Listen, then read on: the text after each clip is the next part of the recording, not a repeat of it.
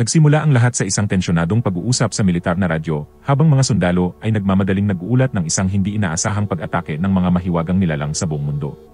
Sa kabila ng kanilang mga pagsisikap, ang militar ay mabilis na na-overwhelm. 3 taon ang lumipas, ang mga natitirang tao ay nagtago sa mataas na bahagi ng mga bundok dahil ang mga halimaw ay hindi kayang umakyat sa taas na 8,000 talampakan mula sa dagat. Sa Colorado Rockies, isang maliit na bayan ay nagbibigay ng kanlungan sa isang grupo ng mga nakaligtas. Isa sa kanila ay isang batang lalaki na nagngangalang Hunter. Si Hunter ay naglakas loob na bumaba sa ligtas na altitude line upang gumamit ng binocular at masilayan ang isang kalapit na pamayanan na nakapatong sa isang malayong bundok. Sa kanyang pagbabalik, napansin niya ang isang kumikinang na pulang ilaw na sumusunod sa kanya. Mabilis na tumakbo si Hunter pataas sa dalisdis patungo sa malinaw na markadong ligtas na altitude boundary. Sa bahay, ikinuwento ni Hunter ang kanyang karanasan sa kanyang ama na si Will. Galit na galit, sinaway ni Will ang kanyang anak sa paglalagay nito sa panganib at pinagalalaan ang mahina nitong baga na maaaring sumuko habang hinahabol siya. Sumama si Will sa pangangaso kasama si Katie, isang kaibigan ng kanyang yumaong asawa na si Tara. Ipinagtapat ni Will na madalas bumaba si Hunter sa boundary upang tingnan ang ibang komunidad. Naiintindihan ni Katie na si Hunter ay nangungulila sa mga kapantay niya sa edad at naghahanap ng makakasama. Ang lugar na pinupuntahan ni Hunter ay kung saan niya huling nakita ang kanyang ina. Habang nangangaso, matagumpay na nakahuli sina Will at Katie at nagbalik na kasama ang kanilang huli. Sa daan, napansin nila ang kanilang kapitbahay na nag-eksperimento sa mga pansamantalang armor-piercing rounds. Sinusubukan niya ito sa isang piraso ng matigas at halos hindi masisirang kaliskis ng halimaw. Bago maganap ang apokalipse, sina ay isang magaling na siyentipiko na lubos na dedikado sa kanyang trabaho. Ngayon, pinapangarap niyang makahanap ng paraan upang mapatay ang mga halimaw. Nang gabing iyon, narinig ni Will ang babala mula sa inhalation machine na ginagamit ng kanyang anak sa gabi. Mabilis niyang pinalitan ang mga filter upang makahinga si Hunter. Dahil ipinanganak ng wala sa panahon, mahina ang baga ni Hunter at maaaring sumuko anumang oras. Napagtanto ni Will na ang stock ng mga filter ay mabilis na nauubos, kaya nagpasya siyang maglakas loob sa isang mapanganib na paglalakbay sa lowlands, partikular sa Boulder. Naniniwala siya na maaaring may mga supply pa sa ospital doon. Kinabukasan, ginugol ni Will ang kanyang oras kasama si Hunter. Kaarawan ni Hunter, kaya pumunta si Will sa tindahan ng bayan at binili ang huling pakete ng macaroni and cheese, ang paboritong pagkain ni Hunter, upang maghanda ng espesyal na hapunan. Habang kumakain, nagreklamo si Hunter sa kawalan niya ng pakikisalamuha sa iba at nagtanong kung bakit hindi nila ginagamit ang radyo para makipag-ugnayan sa iba. Ipinaliwanag ni Will na sapat lamang ang kanilang kuryente para sa makina ni Hunter. Pagkatapos ng hapunan, dumalaw si Katie na may dalang ilang bote ng beer. Habang nakaupo sa balkonahe, nagbalik tanaw sina Will at Katie tungkol sa kanilang malayang buhay bago maganap ang apokalipse, habang pinapanood ang pinakabagong eksperimento ni Nina. Nang gabing iyon, nagkaroon muli si Hunter ng atake sa paghinga, na nagtulak kay Will na gumamit ng emergency syringe ng gamot dahil naubos na ang mga filter ng makina. Napagtanto ni Will na wala na siyang oras, kaya nagtungo siya sa bahay ni Nina sa kalagitnaan ng gabi. Kamusta ang pag-inom? Pinipigilan ako nitong patayin ang sarili ko. Kamusta naman ang iyo? Mula sa kanilang pag-uusap, nalaman natin na minsan ay naglakas loob si Nina na pumunta sa mga laboratorio sa Boulder upang kumuha ng mga kemikal at kagamitan para sa kanyang pananaliksik sa mga sandata laban sa mga halimaw. Sa paglalakbay na yon, namatay si Tara, ang asawa ni Will. May malalim na galit si Will kay Nina dahil sa pagdadala nito kay Tara sa kanyang kamatayan. Gayunpaman, dahil si Nina lamang ang nakabalik ng buhay mula sa ganoong paglalakbay, hiniling ni Will na sumama ito sa kanya sa ospital. Tumanggi si Nina na tinawag ang ideya na lubos na kabaliwan dahil papatayin sila ng mga halimaw. Ngunit iginiit ni Will na may utang ito sa kanya, may utang ka sa akin ito para kay Tara. Umalis si Will na may kumpiyansang sasama rin ito sa kalaunan. Pagkaalis ni Will, sinimulan ni Nina ang paggawa ng isang espesyal na kompas. Bumalik sa kanyang alaala ang huling paglalakbay nito, kung saan nasaksihan niya ang pagpatay ng mga halimaw sa kanyang mga kaibigan, kasama na si Tara. Bakit ako ang nakaligtas? Sa huli, ang guilt na ito ang nagtulak sa kanya na sumang-ayon sa misyon, at nagtungo siya kay Will. Humingi si Will ng tulong sa isang lokal na babae na magbantay kay Hunter sa loob ng 5 araw habang siya ay naglalakbay upang kunin ang mga filter. Kinabukasan, naghanda si Will ng mga sandata sa armory para sa paglalakbay. Natagpuan siya roon ni Katie at kinonfronta siya dahil sa pag-alis ng walang paalam. Bigla ka na lang aalis at magpapakamatay ng walang paalam, tulad ni Tara. Pasensya na, hindi dapat yun nasabi, sabi ni Katie. Hindi dapat, sagot ni Will na halatang nasaktan. Malinaw na may nararamdaman si Katie para kay Will. Determinado, kumuha siya ng baril at iginiit na sasama siya sa ekspedisyon. Katie, anong ginagawa mo? Tanong ni Will. Sasama ako sayo. Hindi ako humihingi ng permiso. Hindi ka pwedeng pumunta mag-isa roon. Kailangan mo ng kasama na magbabantay sayo, di ba? Sa labas, naghihintay na si Nina. Binalaan niya si Katie na ang mga halimaw sa malapitan ay hindi katulad ng mga nakikita nila mula sa tuktok ng bundok. Madali nilang pinapatay ang mga tao at hindi sila tinatablan ng bala. Ang tanging paraan para mapabagal sila ng ilang segundo ay kung tamaan sila ng direkta sa mukha. Bago sila umalis, nagpaalam si Will kay Hunter na nangakong babalik siya sa loob ng 5 araw. Pero masakit na nagpaalala si Hunter na yun din ang huling sinabi ng kanyang ina bago ito namatay kasama si Nina. Nagsimula na ang grupo sa kanilang paglalakbay gamit ang isang planadong ruta na idinisenyo upang maiwasan ang masyadong matagal na pagbaba sa ligtas na altitude. Para makatipid ng oras, habang naglalakbay, tensyonado ang sitwasyon sa pagitan ni Nina at Katie na halatang ayaw sa isa't isa. Dahil sa inis sa ugali ni Nina, hinampas ni Will ang flask ng alak na hawak nito. Nang makita nila ang isang wasak na military convoy sa ibaba na winasak ng mga halimaw, nagpasya silang bumaba at maghanap ng mga supply sa mga abandonadong Toyota Land Cruisers at sa mga labi ng mga sundalo. Habang naglalakad, ipinaliwanag ni Nina na ang kanyang kompas ay kayang makadetect ng mga halimaw sa loob ng kalahating milya. Mas malakas ang magnetic field ng mga halimaw kaysa sa anumang nabubuhay na organismo sa planeta. Ibinigay niya ang kompas kay Katie na inatasan niyang magbantay habang si Will ay naghahanap ng gamit at si Nina ay humuhukay ng piraso ng armored monster scale para sa karagdagang pananaliksik. Habang naghahanap ng mga supply, nakakita si Will ng underbarrel grenade launcher, pero aminado siyang hindi niya alam kung paano ito gamitin. Kinuha ito ni Katie ng may kumpiyansa at ikinabit sa kanyang rifle. Galing ako sa Texas, sabi ni Will. Bago sila magpatuloy, nagkaroon ng mainitang pagtatalo si Nina at Katie. Sinisi ni Nina si Katie sa pagiging malapit sa asawa ng kanyang yumaong kaibigan, habang sinagot naman ni Katie na kasalanan ni Nina ang pagkamatay ni Tara. Lumala ang away at nagkasakitan ang dalawa bago tuluyang magpatuloy ang grupo. Hindi kita gusto, Nina. Sa kanilang paglalakbay, nakakita sila ng isang malaking kawan ng mga ligaw na kabayo, isang senyales na sumisigla ang kalikasan sa kawalan ng mga tao sa lowlands. Sa dakong huli, nakarating sila sa isang lumang ski resort na may lift na magdadala sa kanila sa susunod na bundok. Napansin ni Nina sa kompas na may malapit na halimaw. Ang warning light nito ay kumikinang, nagpapahiwatig na nasa likuran na nila ito sa kabubatan.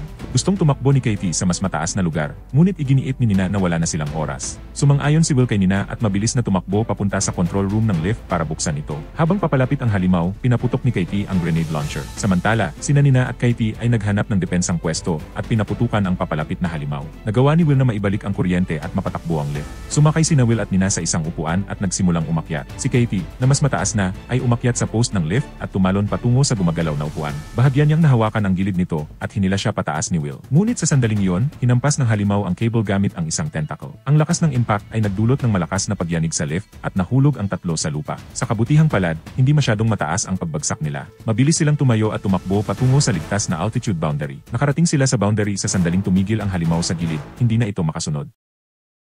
Nang gabing iyon, nagtago ang grupo sa isa sa mga bahay sa resort. Nagbahagi sila ng isang bote ng whiskey bago matulog. Ipinaliwanag ni Nina kung gaano kabilis at napakalakas ng unang pag-atake ng mga halimaw, kaya't hindi nagkaroon ng pagkakataon ang sangkatauhan na matukoy ang kanilang mga kahinaan. Iba talaga kapag nakita mo sila ng malapitan, sabi ni Nina. Bumagsak ang sibilisasyon sa loob lamang ng ilang araw. Ipinahayag niya na ang mga halimaw ay tanging mga tao lang ang inaatake at hindi binabaling ang mga hayop. Ito ay nagtataas ng tanong kung sila ba ay mga predator na naghahanap ng pagkain. Hindi nila kinain ang kanilang mga biktima, sinasalaula lang nila ang mga tao. Dagdag pa ni Nina, wala pang nakakakita sa mga halimaw na natutulog. Nababahala rin si Nina sa kakatuwang limitasyon ng mga halimaw sa altitude. Bago matulog, naalala ni Will ang isang pag-uusap niya kay Tara bago ito sumama kay Nina sa boulder. Sinubukan niyang pigilan si Tara, na sinisisi si Nina sa pagiging makasarili at nais lamang magpasikat bilang unang makapatay ng halimaw. Pinagtatalunan ko noon na si Nina, na walang sariling pamilya, ay hindi kayang unawain ang halaga ng buhay. Handang ipahamak ang sinuman para lang makamit ang kanyang layunin, sabi ni Will. Pero hindi nakinig si Tara. Wala siyang pamilya, ni hindi nagkaroon. Sabi ko sa kanya, sa loob ng isang taon, mauubos ang mga filter, at nandyan pa rin ang mga halimaw. Kinabukasan, nakarating ang trio sa pasukan ng isang mininaan na tumatago sa bundok at may labasan sa kabilang dako. Nagulat at nagalit si Nina nang malaman na hindi sila binalaan ni Will tungkol sa ruta na ito. Ipinaalala niya na bagamat ang pasukan at labasan ay nasa ligtas na altitude, ang gitna ng tunel ay bumababa sa ilalim ng safe zone, kasama ang maraming sanga na mas lalalim pa. Paano mo nalaman na tuwid lang ang mga tunel na ito? Paano kung may bahagi sa gitna na bumababa sa ilalim ng safe zone? O hindi mo ba naisip yon? Bababa talaga tayo sa ilalim ng safe zone, di ba? Dahil ang mga halimaw ay nagmumula sa ilalim ng lupa at madaling nakakagalaw sa mga ganitong lugar, mas delikado ang ruta na ito para sa kanila. Galing sila sa ilalim ng lupa, Will. Sanay sila doon, hindi tayo. Sa kabila ng mga panganib, nagsuot sila ng mga helmet na may flashlight at nagpatuloy sa pagpasok sa mininaan. Nang makarating sila sa dulo, natuklasan nilang nakakandado ang labasan. Walang ibang opsyon, bumaba sila sa isang hagdan papunta sa mas mababang tunel upang humanap ng alternatibong daan palabas. Ano nang gagawin natin kapag nakarating na tayo sa ibaba? Tatakbo na lang ba tayo ng todo? Tanong ni Katie. hindi tayo pwedeng tumakbo ng todo. Mauubos lang ang lakas natin at magiging maingay, na madaling matatrack ng mga halimaw mula sa 1 milya ang layo, sagot ni Nina. Kaya't dahan-dahan at maingat silang nagpatuloy.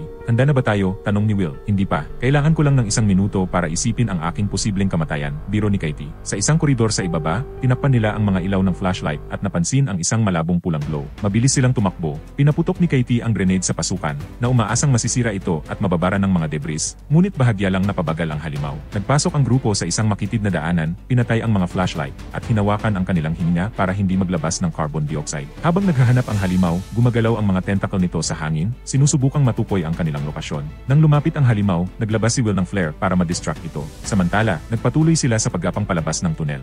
Si Katie ang nanguna, ngunit bigla siyang nakaharap sa isa pang halimaw na naghihintay sa dilim. Pinaga siya ng halimaw gamit ang tentacle nito at hinila sa mga anino. Sina Will at Nina ay naghanap ng isa pang hagdan at umakyat palabas ng minahan upang makaligtas. Sandali nilang pinagluksaan si Katie bago nagpatuloy patungo sa isang ranger house, kung saan balak nilang magpalipas ng gabi. Sa bahay, natagpuan ni Will ang isang pakete ng macaroni and cheese, ang paboritong pagkain ni Hunter. Naalala niya kung ilang beses niya ito inihanda para sa kanyang anak, na laging humihingi nito. Habang nakaupo sa tabi ng apoy, ibinahagi ni Nina ang kanyang teorya. Ang mga kaliskis ng halimaw ay gumagawa ng electromagnetic field. Kung makakagawa siya ng bala na makakasira sa field na ito, posibleng sumabog ang mga halimaw. Ang projectile, isang bala na may parak, ay tatama sa kanila. Sa teorya, magdudulot ito ng 100,000,000 volt differential, at boom, hindi mapipigilang internal combustion, paliwanag ni Nina. Ngunit kailangan niya ng mga kemikal mula sa laboratorio para subukan ang kanyang teorya. Itinuring ni Will ang ideya bilang walang katuturan at ipinahayag ang kanyang pagsisisi na namatay ang kanyang asawa sa pagtulong kay Nina sa kanyang mabaliw na teorya. Yan ba ang pinagtatrabahuhan mo sa lahat ng panahong ito? Kinabukasan, sina Will at Nina ay sumakay sa truck ng ranger at nagmaneho patungo sa safe boundary, kung saan matatagpuan ang lungsod at ospital na kanilang kailangan. Mabilis silang nagpatakbo papunta sa ospital. Pagdating doon, maingat silang pumasok at naghanap ng medical supply storage. Tahimik silang umakyat sa mga itaas na palapag at natagpuan ang storage room, ngunit walang laman ang mga shelf. Nang may narinig na kahina-hinalang ingay mula sa ground floor, nagpatuloy sila. Sa dakong huli, natagpuan ni Will ang isa pang storage area na puno ng mga filter na kailangan niya. Pinuno niya ang kanyang backpack habang napansin ni Nina sa kanyang kompas na may malapit na halimaw. Habang papalapit sila sa exit, biglang sumabog ang mga pader. Nagmamadali silang tumakbo sa susunod na palapag. Ngunit isang tentacle ang sumabog sa pader at binalot si Will. Hinampas ni Nina ng fire axe ang tentacle. Gamit ang fire suppression system bilang takip, tumakbo sila sa hallway. Nakita nila ang isang storage room na puno ng oxygen tanks. Nag-isip si Will ng plano. Inutusan niya si Nina na tumakbo habang siya ay naghanda ng isang ambush. Nang sumugod ang halimaw, tiniyak ni Will ang tama ng kanyang pagpapaputok sa isa sa mga oxygen tank. Ang lakas ng pagsabog ay nagtulak sa halimaw palabas ng gusali, at ito ay natigil sa labas. Akala ko sinabi ko sa iyo na tumakbo ka, tanong ni Will. At akala ko kailangan kong makinig, sagot ni Nina. Sa halip na bumalik agad sa bundok, iginiit ni Nina na mag-detour muna sila sa isang malapit na laboratorio. Gaano karaming oras ang binili mo para sa sarili mo? 6 na buwan? 1 taon? Tapos babalik ka ulit dito. Hindi tayo pwedeng mamuhay ng ganito magpakailanman. Sa kabila ng pag-aatubili, sumang-ayon si Will. Habang nagmamaneho palayo, hindi nila napansin na ang halimaw ay unti-unting bumubuhay muli. Sa laboratorio kung saan dati nagtatrabaho si Nina, mas confident siya habang nag-eksperimento sa mga kemikal. Samantala, nag-ikot si Will sa pasilidad at natagpuan ang lumang opisina ni Nina. Nakita niya ang isang larawan ng pamilya nito. Hinarap ni Will si Nina, hindi niya alam na may mga anak pala ito. Aminado si Nina na nawala niya ang mga ito noong unang pag-atake ng mga halimaw dahil nagtrabaho siya kahit day off niya. Ipinagtapat niya na sinisisi niya ang sarili sa hindi pagkasama sa mga anak noong panahong iyon. Sobra akong nagtiwala sa sarili ko. Akala ko may paraan ako para mapigilan ang mga halimaw at nagkamali ako. Sinisi kita dahil mas madali iyon kaysa sisihin ang sarili ko. Alam kong pupunta siya kahit sinubukan kong pigilan siya at hinayaan ko lang mangyari, sagot ni Will. Hindi mo pwedeng sisihin ang sarili mo. Parehong hindi natin kaya, dagdag ni Nina. Ang mga unang eksperimento ay hindi nagdulot ng resulta. Sa pagkabigo, iminungkahi ni Will na umalis na sila, ngunit iginiit ni Nina na dapat siyang magpatuloy mag-isa. Balak niyang manatili at ipagpatuloy ang pag-aaral. Nangako siyang susunod na lang kung sakaling magtagumpay siya, gamit ang kanyang kotse na 3 taon nang nakaparada sa parking lot. Gusto ni Will na tumulong, ngunit pinigilan siya ni Nina. Hindi mo dapat isugal ang buhay mo para sa akin. Responsibilidad ko ito. Pinagbuti ni Nina ang kanyang proseso gamit ang isang blowtorch. Nang tumigil ang karayom ng kompas na nagpapahiwatig ng paglapit ng isang halimaw, napansin niya ang ilang rechargeable batteries at nagpa siya na isama ang cobalt, isang material na ginagamit para gumawa ng malakas at heat-resistant na magnets. Matagumpay niyang nagawa at sinubukan ang kanyang unang cobalt-coated na bala sa eksaktong sandaling sumabog ang isang halimaw sa gusali. Habang si Nina ay nakapokus sa kanyang eksperimento, si Will naman ay nagmamaneho ng mabilis patungo sa bundok gamit ang truck ng ranger. Ngunit biglang sumabog ang isa sa mga gulong na nagdulot ng pagdulas ng sasakyan at pagbangga nito sa isang malaking bato bago tumaob. Narinig niya ang mga umbol ng isang halimaw na malapit. Agad niyang kinuha ang kanyang backpack at tumakbo patungo sa ligtas na lugar sa mas mataas na altitude. Walang humpay na hinabol siya ng halimaw sa kahabaan ng mabato at mahirap na teritoryo. Nang malapit na siya sa safe zone, isa pang halimaw ang humarang sa kanyang daan. Sa kawalan ng pag-asa, pinaputok ni Will ang kanyang baril, alam niyang wala siyang laban. Ngunit biglang bumagsak ang isa sa mga halimaw, sumabog at nagliyab. Sa tuktok ng burol, nakita niya si Nina, tagumpay na nakataas ang rifle na puno ng cobalt-coated na bala. Ang mga bala ay nagdulot ng short circuit sa electromagnetic fields ng mga halimaw na nagresulta sa kanilang pagsabog. Napatay ni Nina ang natitirang mga halimaw at nagsiwalat ang mga labi nito na ang mga ito ay hindi organiko kundi mga makina. Mga makina sila na nakaprogram para targetin ang mga tao at iwasan ang altitude na lampas sa 8,000 talampakan. Hindi sila mga buhay na nilalang, ito ay programming, paliwanag ni Nina. Ang kanilang advanced na disenyo ay nagpapahiwatig ng posibleng extraterrestrial na pinagmulan. Bumalik sina Will at Nina sa nayon, kung saan sinalubong si Will ni Hunter ng isang masiglang yakap. Itinaas ni Nina ang isang bandila na may Jolly Roger symbol sa flagpole ng nayon, isang senyales sa iba pang mga pamayanan na natuklasan na nila ang paraan para labanan ang mga halimaw, at sinimulan ng mga tao ang paggawa ng makeshift cobalt-coated na bala gamit ang mga available na materyales. Inilagay ni Nina at Will ang isang bala na may nakaukit na pangalan ni Katie bilang parangal sa kanyang sakripisyo. Sama-sama silang nagtungo upang tuparin ang pangarap ni Katie, ang lumaban sa mga halimaw. Isang grupo ng mga voluntaryo, armado ng mga bagong sandata, ay bumaba mula sa mga bundok. Ang kamera ay nagpanorama sa tanawin mula sa mataas na punto na nagpapakita ng mga pagsabog sa malayo habang winawasak ang mga alien robot. Sa wakas, lumalaban na ang sangkatauhan. Dito nagtatapos ang kwento, sana'y nag-enjoy ka sa panonood. Tulungan ang channel na ito, mag-subscribe ka na at mag-share, mag-iwan ng comment kung trip mo. Thank you for watching.